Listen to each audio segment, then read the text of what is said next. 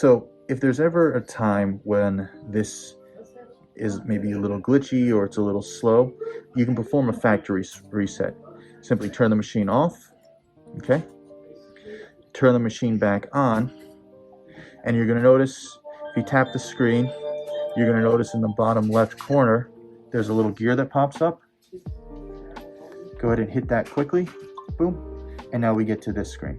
So from in this screen, if you hit this, which is supposed to be a factory, if you hit that button, it takes us back to factory reset.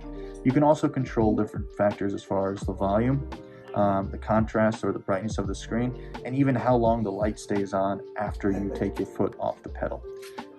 So there it is. If you hit that button, factory reset. Now keep in mind, by doing a factory reset, you will lose all of your pre-programmed information, such as your power settings and your RPMs and things of that nature.